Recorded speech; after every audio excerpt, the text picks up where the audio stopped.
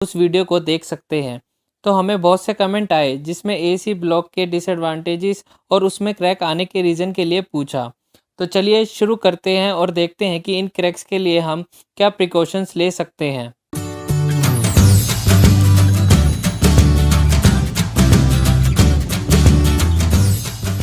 जैसे कि आप जानते हैं एसी ब्लॉक का मतलब ऑटोक्लेव्ड एरेटेड कंक्रीट है। तो ये ऑटोक्लेव्ड क्या है? ये एक फर्नेस है जिसमें एसी ब्लॉक को पकाया जाता है। एरेटेड मतलब एयर या फिर वॉइड से भरा हुआ।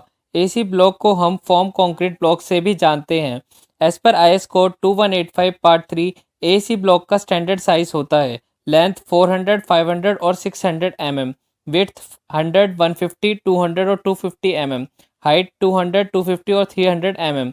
सेकेंड इज एसी ब्लॉक एक नॉन लोड बेयरिंग मटेरियल है। इसका मतलब आप एसी ब्लॉक के ऊपर लोड नहीं डाल सकते, यह बस वॉल पार्टीशन के लिए यूज़ करते हैं। एसी ब्लॉक ब्रिटल नेचर का होता है, मतलब बहुत इजीली ब्रेक हो जाता है।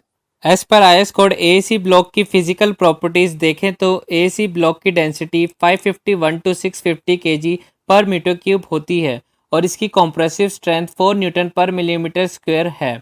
ये ग्रेड 1 में आता है। इसके कंपैरिजन में जो रेड ब्रिक यूज़ होती है उसकी compressive strength 7.5 Newton per millimetre square है। इसका मतलब यह एक नॉन लोड बेयरिंग मटेरियल है। अब सबसे इम्पोर्टेंट है जो हमसे बहुत लोगों ने पूछा कि एसी ब्लॉक में क्रैक क्यों आते हैं। सबसे पहले ये है ब्रिटल नेचर का होता है, मतलब बहुत ईजिली ब्रेक हो जाता है और साथ ही में एरेटेड यानी वॉइड्स होने के कारण ये थोड़ी सी हाइट से गिरने से ब्रेक हो जाता है। फॉर एग्जांपल कंक्रीट कास्ट करते समय हम अच्छी तरह उसे कॉम्पैक्ट करते हैं ताकि उसमें वॉइड्स कम हो और ज़्यादा से ज़्यादा मजबूती दे, पर इसमें पहले से ही वॉइड्स हैं जो इसे ब्रिटल नेचर का बनाते हैं, जिसके कारण इसमें क्रैक डेवलप हो जाते हैं। दूसरा है dry shrinkage. For example manufacturing plant से एसी ब्लॉक निकालने के बाद 28 दिन तक क्योरिंग करना होता है। इसके बाद 10 से 15 दिन उसे ड्राई करना होता है ताकि उसका एक्सपेंशन और कॉन्ट्रैक्शन पूरी तरह से ख़त्म हो जाए। अगर मैन्युफैक्चरर ये प्रोसीजर फॉलो नहीं करता और साइट पर जल्दी सप्लाई कर देता है तो एक्सपेंशन और कॉन्ट्रैक्शन नेचर बरकरार रहता है और फिर साइट पर मैसनरी हो जाने के बाद क्रैक डेवलप हो जाते हैं। अगर आप इससे बचना चाहते हैं तो अपने डीलर या डिस्ट्रीब्यूटर से MTC मतलब मैन्युफैक्चरर टेस्ट सर्टिफिकेट जरूर लें।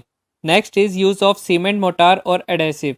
हम एसी ब्लॉक को सीमेंट मोटार और एडेसिव दोनों से ही लगा सकते हैं, पर मेरा सजेशन है कि आप इसे एडेसिव से लगाएं क्योंकि सीमेंट मोटार एसी ब्लॉक को एक्सपेंशन और कॉन्ट्रैक्शन से रोकता है, जिससे ब्लॉक में वर्टिकल क्रैक डेवलप हो जाते हैं। एडेसिव यूज़ करने से ये प्रॉब्लम नहीं आती। Next is height, runner, stiffener, stub column.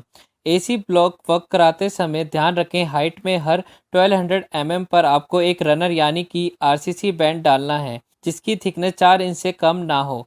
और लेंथ की बात करें तो एसी ब्लॉक में हर 60 मीटर पर आपको स्टब कॉलम कास्ट करना चाहिए। स्टब कॉलम एक फॉल्स कॉलम होता है। स्टब कॉलम और RCC बैंड डालने से ब्लॉक में थर्मल एक्सपेंशन और कॉन्ट्रैक्शन कम होगा, जिसकी वजह से क्रैक डेवलप नहीं होंगे।